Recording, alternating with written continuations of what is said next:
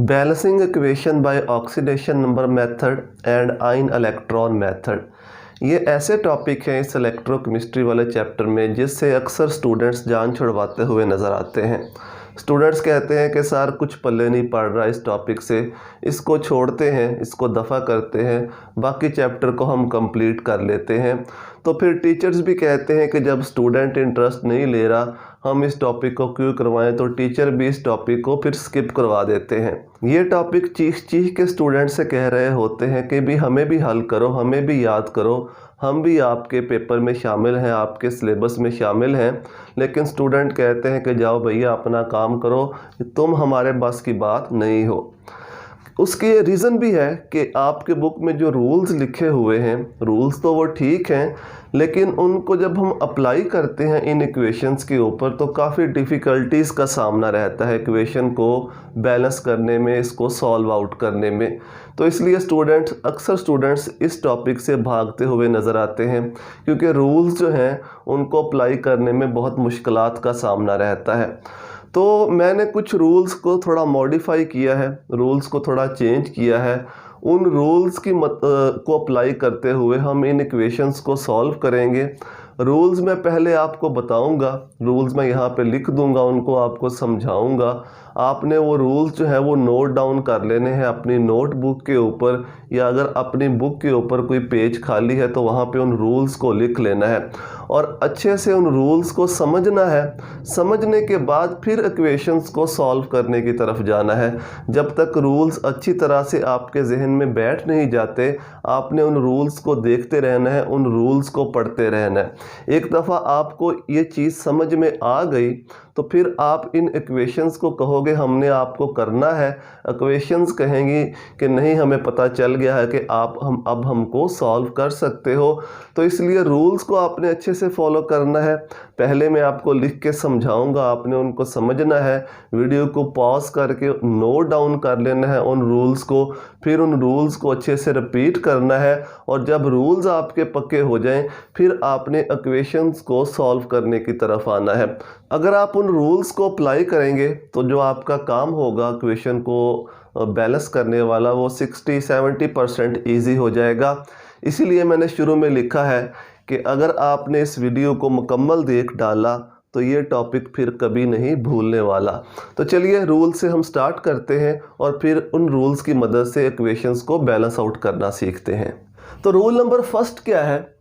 Right equation and mention oxidation state of each element. जो भी equation दी गई है वो इक्वेशन आपने लिखनी है और हर एलिमेंट की ऑक्सीडेशन स्टेट को आपने मेंशन करना है। यहाँ पे आपने ख़ास ध्यान रखना है कि ऑक्सीडेशन स्टेट आप बिल्कुल सही मेंशन करें। तरीका मैंने लास्ट वीडियो में बताया हुआ है कि ऑक्सीडेशन स्टेट को हम कैसे फाइंड आउट करते हैं। अगर नहीं करना आता तो उसको एक दफ़ा देख लो। अगर आपको बहुत अच्छे से ऑक्सीडेशन स्टेट को फाइंड आउट करना आता है, मेंशन करना आता है, तो फिर ज़रूरत नहीं है, फिर आप डायरेक्ट यहाँ पे आ सकते हैं। सेकंड, राइट इक्वेशन अगेन, फिर दोबारा इक्वेशन को लिखो। Mention oxidation state of those element whose oxidation states changes during reaction. पहले हमने तमाम एलिमेंट्स की ऑक्सीडेशन स्टेट्स को लिखना है। तमाम एलिमेंट की ऑक्सीडेशन स्टेट्स चेंज नहीं होंगी। सेकंड स्टेप में हमने फिर इक्वेशन लिखनी है और सिर्फ उन एलिमेंट्स की ऑक्सीडेशन स्टेट को मेंशन करना है जो सिर्फ चेंज हो रहे हैं, क्योंकि ये रेडॉक्स रिएक्शन होते हैं, ऑक्सीडेशन और रिडक्शन हो रही होगी। ज़ाहिर बात है किसी एलिमेंट की ऑक्सीडेशन हो रही होगी, किसी की रिडक्शन हो रही होगी, तो सिर्फ आपने उन्हीं एलिमेंट्स की ऑक्सीडेशन स्टेट्स को मेंशन करना है जो चेंज हो रही हैं ड्यूरिंग द रिएक्शन। जो चेंज नहीं हो रही उनको दोबारा मेंशन नहीं करना। And mention number of electrons lost और गेन। ज़ाहिर बात है ऑक्सीडेशन रिडक्शन हो रही है तो इलेक्ट्रॉन लूज़ हो रहे होंगे और रिडक्शन में गेन हो रहे होंगे। कितने इलेक्ट्रॉन लूज़ हो रहे हैं, कितने गेन हो रहे हैं, उनको आपने मेंशन कर देना है कि ऑक्सीडेशन में इतने लूज़ हो रहे हैं और रिडक्शन में इतने गेन हो रहे हैं। कैसे करेंगे वो जब हम एग्जाम्पल करेंगे तो आपको बहुत अच्छे से समझ में आ जाएगा। Third rule, balance those elements whose oxidation state changes during reaction. अब हमने उन एलिमेंट्स को बैलेंस कर लेना है पहले जिनकी ऑक्सीडेशन स्टेट चेंज हो रही है during the reaction. During the reaction जिस एलिमेंट की ऑक्सीडेशन हो रही है या रिडक्शन हो रही है, अगर वो बैलेंस नहीं है तो पहले उसको बैलेंस कर लेना है। Fourth rule, balance number of electrons lost और गेन, फिर हमने बैलेंस इलेक्ट्रॉन्स को करना है जो इलेक्ट्रॉन्स लूज या गेन हो रहे हैं। ये मेन काम है ऑक्सीडेशन मेथड में, ऑक्सीडेशन नंबर मेथड में, कि हमने इलेक्ट्रॉन्स को बैलेंस करना होता है। जो इलेक्ट्रॉन लूज या गेन हो रहे हैं उनको बैलेंस करना है by multiplying with suitable digit. किसी भी सूटेबल डिजिट से मल्टीप्लाई करके इलेक्ट्रॉन लॉस्ट और गेन को हमने बैलेंस करना है। कैसे करेंगे उसको भी समझते हैं। फिर लास्ट में balance rest of the equation, उसके बाद फिर जो बाकी इक्वेशन है उसको हमने बैलेंस करना है। इन तमाम स्टेप्स को फॉलो करने के बाद रेस्ट ऑफ द बैलेंस को रेस्ट ऑफ द इक्वेशन को कैसे बैलेंस करना है उसकी भी मैंने तरतीब लिख दी है। पहले आपने कोशिश करनी है मेटल्स को बैलेंस करो, अगर मेटल्स के एटम है उनको बैलेंस करो। फिर उसके बाद नॉन मेटल्स कोशिश करनी है इसको इस तरतीब से बैलेंस करो। फिर नॉन मेटल्स पे आ जाओ। फिर तीसरा नंबर पे ऑक्सीजन को बैलेंस करो और सबसे एंड पे बैलेंस करो हाइड्रोजन को। तो रेस्ट ऑफ द इक्वेशन को बैलेंस करने के लिए आपने कोशिश करनी है कि आप इस तरतीब को फॉलो करते हुए रेस्ट ऑफ द इक्वेशन को बैलेंस करो। तो ये कुछ बेसिक रूल्स हैं जो मैंने यहाँ पे मेंशन किए हैं और बहुत ही आसान हैं, समझ आपको आ गया होगा। समझ नहीं आया तो दोबारा एक दफ़ा फिर सुन लो जो मैंने आपको बताया है। वीडियो को पॉज करके इन रूल्स को लिख लो अपनी कॉपी के ऊपर या अपनी बुक के ऊपर। अब इन्हीं रूल्स को अप्लाई करते हुए हम आपकी बुक के अंदर जो इक्वेशंस दी गई हैं उनको बैलेंस करते हैं, और आप देखिएगा कि कितने आसानी से वो इक्वेशंस जो हैं वो बैलेंस हो रही हैं। चलिए, उम्मीद है कि रूल्स आपने बहुत अच्छे से देख लिए होंगे, आपको याद हो गए होंगे। फर्स्ट इक्वेशन है कॉपर नाइट्रिक एसिड के साथ रिएक्शन होता है, कॉपर नाइट्रेट बनता है NO2 और ये वाटर। ये हमारे पास एक इक्वेशन है, इसको हमने ऑक्सीडेशन नंबर को इस्तेमाल करते हुए बैलेंस करना है। तो सबसे पहला रूल, इनके तमाम एलिमेंट्स की ऑक्सीडेशन स्टेट्स को हमने मेंशन कर लेना है। कॉपर मैंने आपको बताया था फ्री स्टेट में अगर कोई भी एलिमेंट हो तो उसकी ऑक्सीडेशन स्टेट 0 होती है, तो इसके ऊपर हम 0 लिख देते हैं, कॉपर की ऑक्सीडेशन स्टेट 0 है। हाइड्रोजन, हाइड्रोजन की +1 होती है, हाइड्रोजन की +1 होती है, एक हाइड्रोजन है तो +1 होगी। ऑक्सीजन की होती है -2, ऑक्सीजन की होती है -2। 3 ऑक्सीजन है तो 3 से मल्टीप्लाई कर दो, ये कितना हो जाएगा, -6 हो जाएगा। ऑक्सीजन की -6, हाइड्रोजन की +1, तो इसका मतलब है नाइट्रोजन क्या होगा, यहाँ पे +5 होगा, तभी तो बैलेंस होगा। +1 और +5 +6, और ऑक्सीजन कितना है, -6। ठीक है, इसके बाद इस साइड पे आ जाओ। अब यहाँ पे ये जो नाइट्रेट आयन होता है ना, ये मैं आपको बता देता हूँ, NO3, इसको आपने याद रखना है। पूरा नाइट्रेट आयन, इसकी -1 होती है ऑक्सीडेशन स्टेट। अब नाइट्रेट आयन 2 है, एक नाइट्रेट आयन की -1, तो इसको 2 से मल्टीप्लाई कर दो, ये हो जाएगा -2। कितना हो जाएगा, -2। अगर नाइट्रेट पे -2 है तो इसका मतलब कॉपर पे कितना होगा, कॉपर पे +2 होगा। तो कॉपर की ऑक्सीडेशन स्टेट क्या हो गई, +2। यहाँ पे आ जाओ, ऑक्सीजन, एक ऑक्सीजन की -2, 2 है ऑक्सीजन तो 2 से मल्टीप्लाई कर दो, ये हो जाएगा -4। ठीक है, अगर ऑक्सीजन -4 है तो नाइट्रोजन कितना होगा, +4 हो जाएगा। और यहाँ पे वाटर की मेंशन करने की ज़रूरत नहीं है, इसको ऐसे ही छोड़ दो, वाटर की मेंशन करने की ज़रूरत नहीं है, वाटर को छोड़ दो। उसके अलावा बाकी तमाम एलिमेंट्स की जो ऑक्सीडेशन स्टेट्स हैं वो मेंशन कर दो। थोड़ा मैं आपके लिए इसको और इजी बना देता हूँ। जहाँ पे भी अल्कली मेटल्स आएंगी, alkali metals, alkali metals, alkali metals का आपको पता होगा, लिथियम, सोडियम, पोटाशियम, रुबिडियम वगैरह, उनकी ऑक्सीडेशन स्टेट हमेशा +1 होती है। ठीक है, इसको याद रखना है। Alkaline metals, alkaline earth metals जिन्हें कहते हैं, मैग्नीशियम, कैल्शियम वगैरह, इनकी ऑक्सीडेशन स्टेट +2 होती है। हाइड्रोजन जहाँ पे भी आएगा, यहाँ पे इन इक्वेशंस के अंदर हाइड्रोजन की +1 होगी, और ऑक्सीजन जहाँ पे भी आएगा ऑक्सीजन की -2 होगी। तो ये तो फिक्स है ऑक्सीडेशन स्टेट्स, इसीलिए पहले आप हाइड्रोजन की लिखो, फिर ऑक्सीजन की लिखो और फिर जो एलिमेंट उनके दरमियान में बचता है उसकी ऑक्सीडेशन स्टेट लिखो, क्योंकि इनकी तो फिक्स है हाइड्रोजन और ऑक्सीजन की। जो दरमियान में एलिमेंट है उसकी वेरी कर सकती है, वो इनकी ऑक्सीडेशन स्टेट्स के ऊपर डिपेंड करती है। तो इसलिए जैसे हमने यहाँ पे नाइट्रेट की तो खैर हमने बता दी मैंने आपको कि -1 होती है, तो उसी लिहाज से फिर हमने कॉपर की लिख दी। यहाँ पे पहले हमने ऑक्सीजन की लिखी -4, तो इसका मतलब नाइट्रोजन ही कितनी होगी +4, और वाटर को मैंने मेंशन नहीं किया, उसकी ज़रूरत भी नहीं है। तो इसको आपने याद रखना है। Alkali metals +1, alkaline earth metals +2, hydrogen +1 और ऑक्सीजन -2। तो अब देखो किन किन एलिमेंट्स की ऑक्सीडेशन स्टेट चेंज हो रही है। कॉपर 0 से +2 में आ रहा है, कॉपर की चेंज हो रही है। इसके अलावा नाइट्रोजन +5 से किस में जा रहा है, +4 में। नाइट्रोजन +5 से किस में आ रहा है, +4 में। अब इसी इक्वेशन को हमने दोबारा लिखना है, सिर्फ उन्हीं एलिमेंट्स की ऑक्सीडेशन स्टेट लिखनी है जो चेंज हो रहे हैं।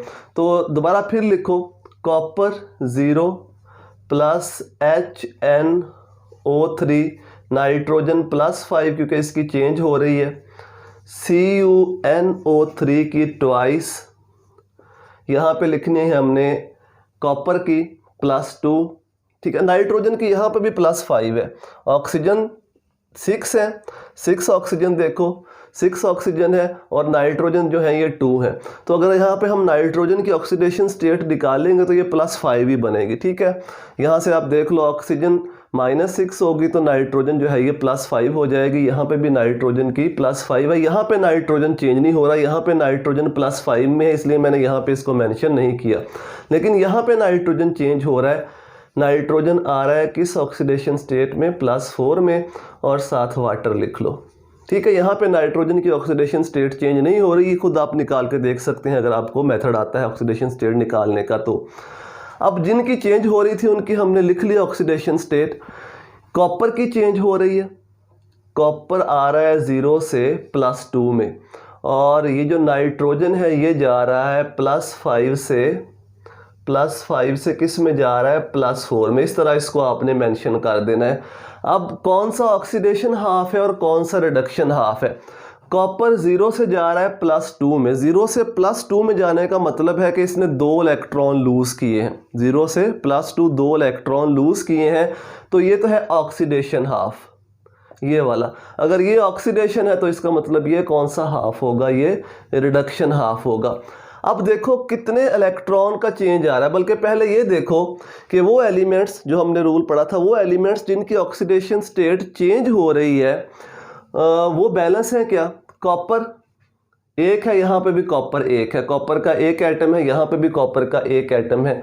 नाइट्रोजन 1, यहाँ पे भी नाइट्रोजन जो है 1 है। इस नाइट्रोजन को नहीं देखना, इस बात को याद रखना है, वो एलिमेंट देखने हैं जिनकी ऑक्सीडेशन स्टेट चेंज हो रही है। नाइट्रोजन तो यहाँ पे भी है, लेकिन यहाँ पे नाइट्रोजन +5 में ही है, इसको नहीं हमने देखना, जो चेंज हो रहे हैं उनको देखना है। यहाँ पे 1 नाइट्रोजन है, यहाँ पे भी 1 नाइट्रोजन है, तो नाइट्रोजन भी बैलेंस है, इस नाइट्रोजन को नहीं देखना। इस बैलेंस के अंदर उन एलिमेंट्स को यहाँ पे बैलेंस करना है जिनकी ऑक्सीडेशन स्टेट चेंज हो रही है इस मरहले के ऊपर, इस स्टेज के ऊपर। तो इस नाइट्रोजन की तो चेंज नहीं हो रही है, तो +5 में ही है, तो इसलिए इसको हम काउंट नहीं करेंगे। यहाँ पे भी 1 नाइट्रोजन है और यहाँ पे भी, तो एलिमेंट्स तो बैलेंस हैं जिनकी ऑक्सीडेशन स्टेट चेंज हो रही है।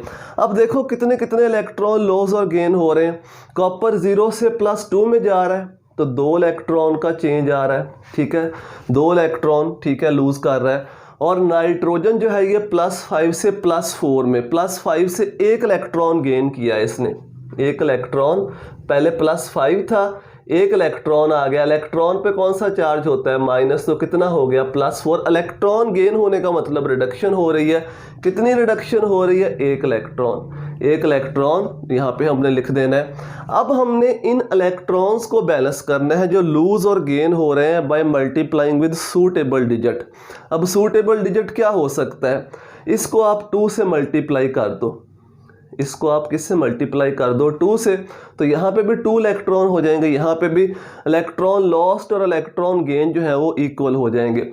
तो चूंकि हमने यहाँ से यहाँ पर 2 से मल्टीप्लाई किया है, यहाँ पर 2 से मल्टीप्लाई किया है, तो इसको नाइट्रिक एसिड को और NO2 को, दोनों को 2 से मल्टीप्लाई कर देंगे, दोनों को 2 से क्योंकि यहाँ पे रिडक्शन हाफ को हमने किससे मल्टीप्लाई किया है, 2 से, तो इसको नाइट्रिक एसिड को और NO2 को 2 से मल्टीप्लाई कर देंगे। और लिखो दोबारा इक्वेशन, कॉपर 0, अब लिखने की ज़रूरत नहीं है, अब ऑक्सीडेशन स्टेट मेंशन करने की ज़रूरत नहीं है, इसको ऐसे लिख दो, 2 से मल्टीप्लाई किया 2HNO3, फिर इस साइड पे आ जाओ, CuNO3 की ट्वाइस, इसको भी 2 से मल्टीप्लाई करो, 2NO2, फिर आ गया H2O। ठीक है, यहाँ तक हो गया।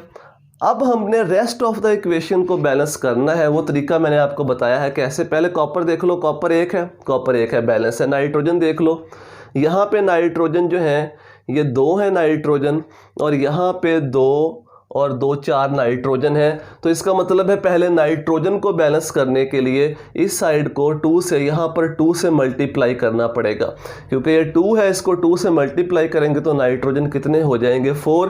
तो फिर इक्वेशन बन जाएगी कॉपर प्लस 4HNO3।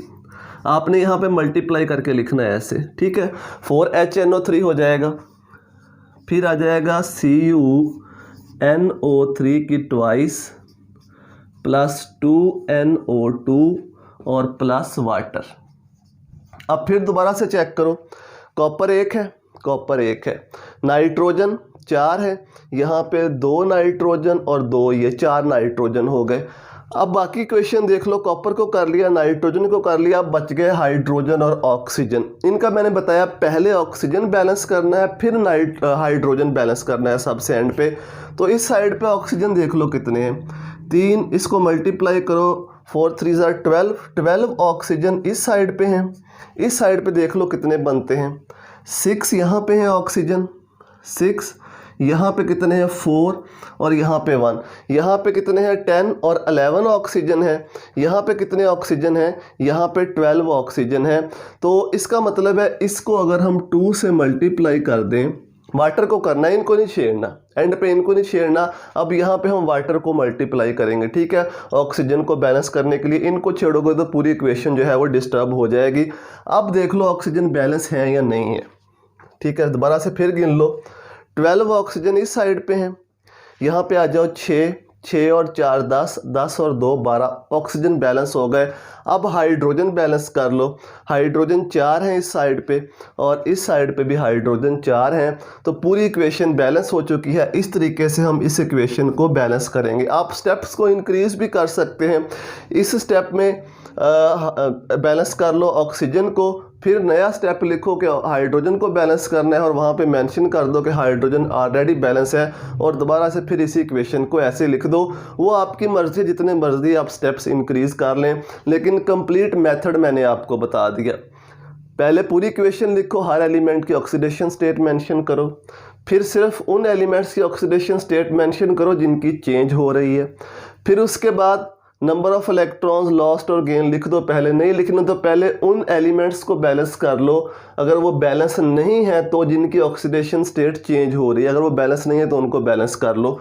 फिर नंबर ऑफ इलेक्ट्रॉन्स लॉस्ट और गेन उनको बैलेंस कर लो। उनको बैलेंस करने के बाद फिर जो रेस्ट ऑफ द इक्वेशन है उसको बैलेंस कर लो। तरीका मैंने आपको बता दिया है कि कैसे उसको बैलेंस करना है। ये इक्वेशन मैंने आपको डिटेल से समझा दी। अब जो बाकी इक्वेशंस हैं उनको मैं इतनी देर नहीं लगाऊंगा, जल्दी जल्दी हम उसको मेंशन करेंगे और आप उसको समझते जाइएगा साथ साथ। चलिए जी, इस इक्वेशन को बैलेंस करते हैं। पहले हर एलिमेंट की ऑक्सीडेशन स्टेट को मेंशन कर देते हैं। जिंक फ्री फॉर्म में है तो 0, हाइड्रोजन +1, 3 ऑक्सीजन है तो -6, नाइट्रोजन कितना हो जाएगा यहाँ पे +5, ठीक है। फिर इसके बाद यहाँ पे नाइट्रेट की -1 होती है, 2 नाइट्रेट हैं तो -2 हो जाएगी। इसका मतलब जिंक क्या होगा +2। यहाँ पे आ जाओ, ऑक्सीजन 1 है -2 तो नाइट्रोजन कितना हो जाएगा +2। वाटर की लिखने की ज़रूरत नहीं है।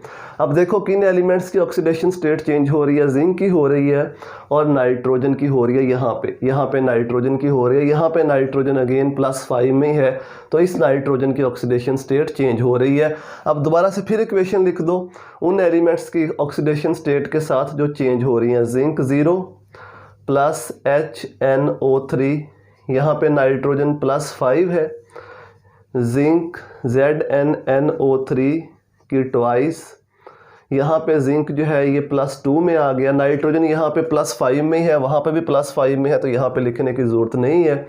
फिर आ गया NO, यहाँ पे नाइट्रोजन +2 में है, चेंज हो रही है, और फिर आ गया वाटर। तो उन एलिमेंट्स की ऑक्सीडेशन स्टेट हमने लिख दी जो चेंज हो रही हैं।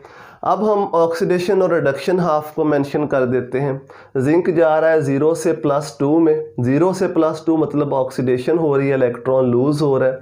नाइट्रोजन जा रहा है +5 से +2 में, तो +5 से +2 में जाने का मतलब है 3 इलेक्ट्रॉन इसने गेन किए हैं, 3 इलेक्ट्रॉन गेन करके ये +2 में आ गया। इलेक्ट्रॉन गेन का मतलब ये क्या हो रही है, इसकी रिडक्शन हो रही है।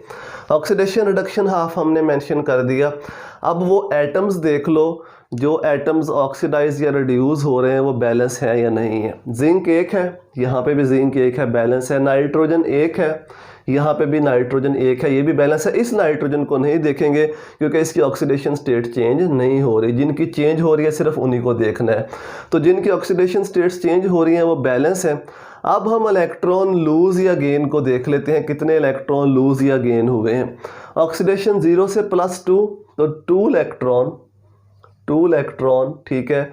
और जो रिडक्शन है वो +5 से +2 में कितना डिफरेंस आता है, 3 इलेक्ट्रॉन्स का, 3 इलेक्ट्रॉन्स का। अब इन इलेक्ट्रॉन्स जो लूज और गेन हुए हैं इनको बैलेंस करना है, तो इसको 3 से मल्टीप्लाई कर दो, ये भी 6 हो जाएगा।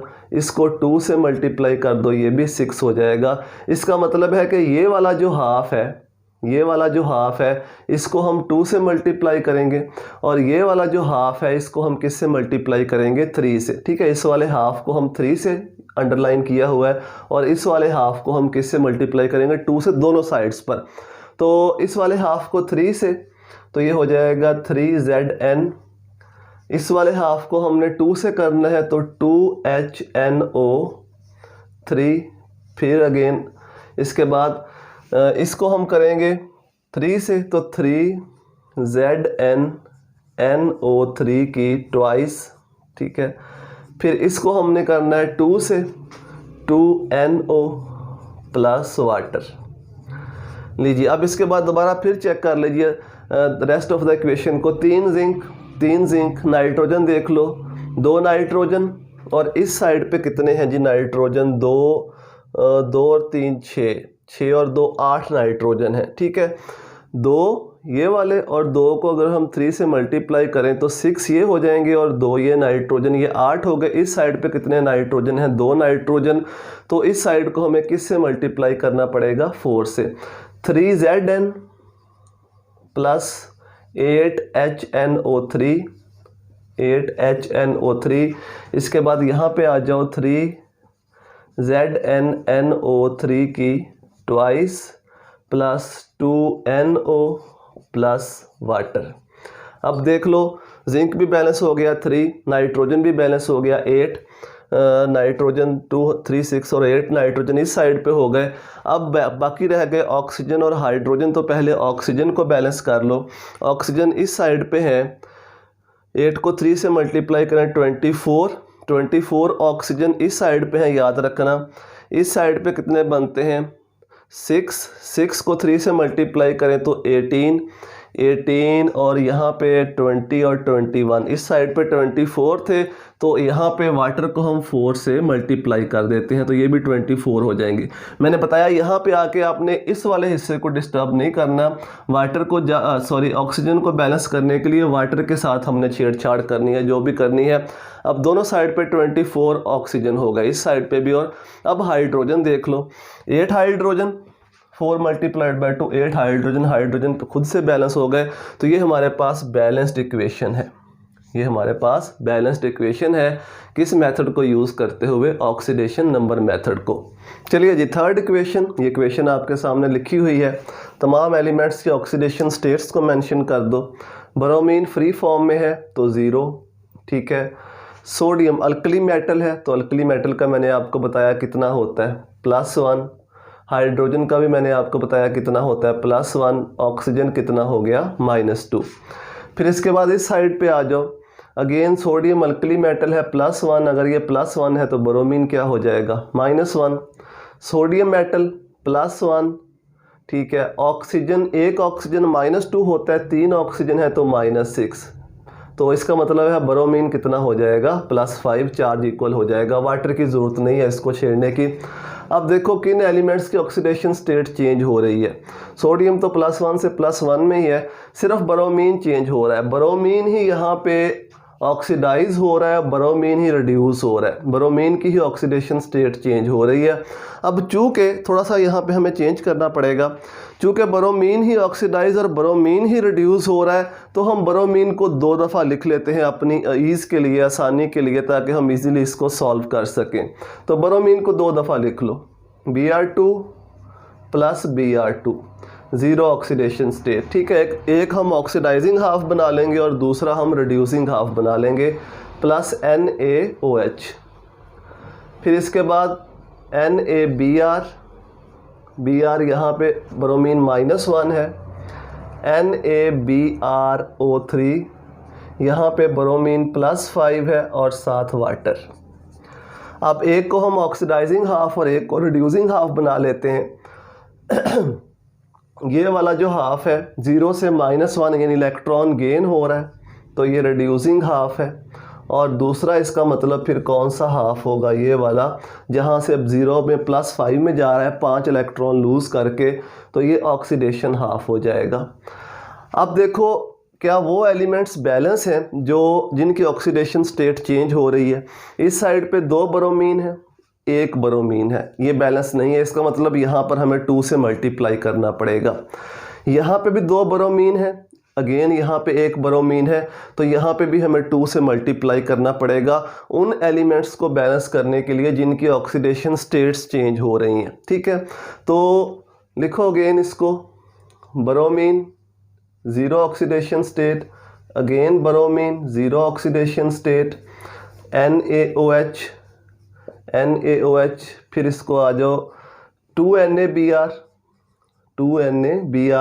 ये वाला ब्रोमीन बैलेंस हो जाएगा रिडक्शन हाफ वाला, इसकी -1 है ऑक्सीडेशन स्टेट।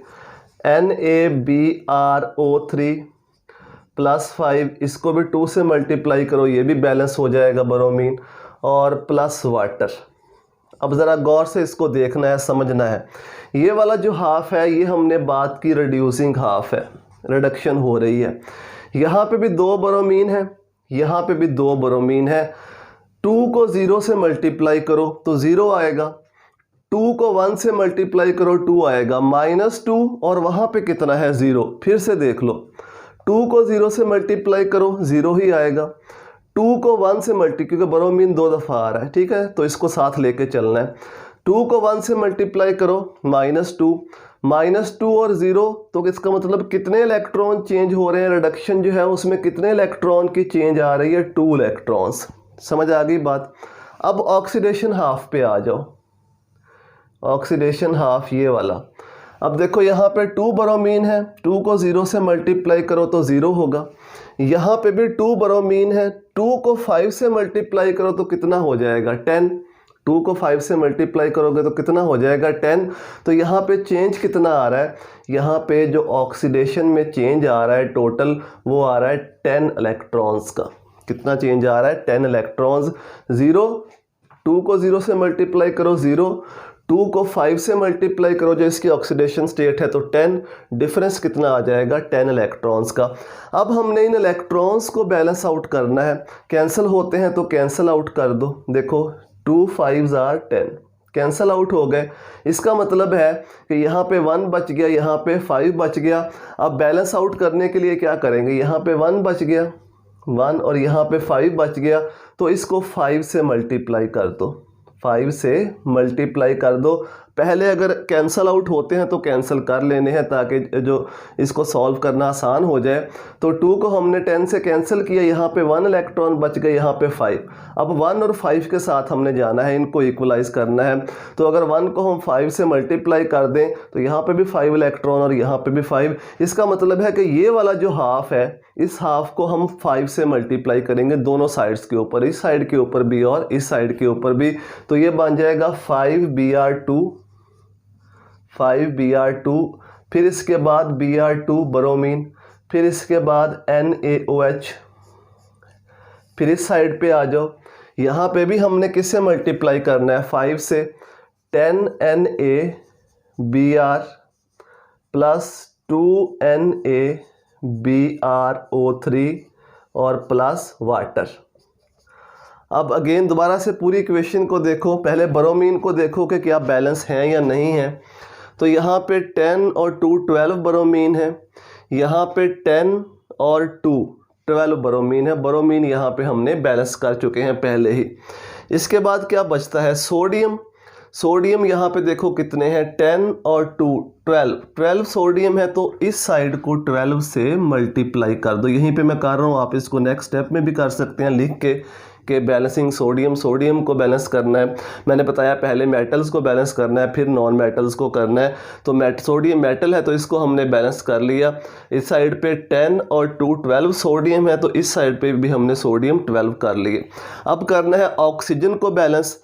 तो ऑक्सीजन को बैलेंस करने के लिए इस साइड पे गिन लो 12 ऑक्सीजन, 12 ही बनते हैं, 12 ऑक्सीजन। इस साइड पे गिन लो कितने ऑक्सीजन है, 6 और 1 7 ऑक्सीजन। तो ये हमें करना पड़ेगा इस साइड को 6 से मल्टीप्लाई, वाटर को करना है, ठीक है। ऑक्सीजन को बैलेंस करने के लिए वाटर को मल्टीप्लाई करना है। तो 6 ऑक्सीजन ये और 6 ये 12 हो गए, और इस साइड पे भी 12 ऑक्सीजन है। अब हाइड्रोजन को बैलेंस कर लो, 12 हाइड्रोजन, और यहाँ पे भी कितने हाइड्रोजन हैं, 12 हाइड्रोजन। तो ये इक्वेशन हमारी बैलेंस हो गई। मैंने तो एक ही स्टेप में कर दिया, आप अलग अलग कर सकते हो। पहले लिखो सोडियम को बैलेंस करने लगे हैं, फिर लिखो ऑक्सीजन और हाइड्रोजन को बैलेंस करना है। तो आप इसकी जो लेंथ है उसको बढ़ा सकते हैं, वो आपकी मर्ज़ी है। तो मैंने आपको समझाना मकसद था, वो मैंने आपको समझा दिया है कि कैसे इसको बैलेंस करना है। अब इसको इक्वेट कर दो, टोटल कितने ब्रोमीन है, 6 ब्रोमीन, 6Br2 प्लस 12 NaOH। इस साइड पे आ जाओ, 10 NaBr plus 2 NaBrO3 plus 6 H2O।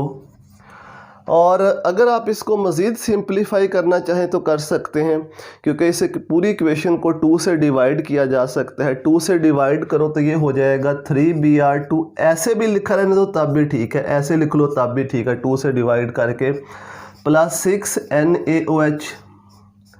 इस साइड पे आ जाओ, 5 NaBr2 से डिवाइड करते जाना है, प्लस NaBrO3 और प्लस 2 से डिवाइड करो तो 3H2O। ऐसे भी लिख सकते हैं, दोनों तरीके से ठीक है।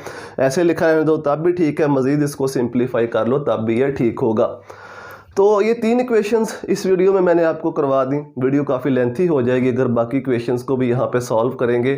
तो इसके नेक्स्ट पार्ट में बाकी इक्वेशंस भी आपको सॉल्व करके दे दूंगा। फ़िलहाल इस वीडियो के लिए ये 3 इक्वेशंस ही, बाकी इक्वेशंस को नेक्स्ट वीडियो में सॉल्व करेंगे। अगर आपको ये वीडियो हेल्पफुल लगी तो इसको लाइक ज़रूर कीजिएगा, अपने दोस्तों के साथ ज़रूर शेयर कीजिएगा। दुआओं में याद रखिएगा। अल्लाह हाफिज़।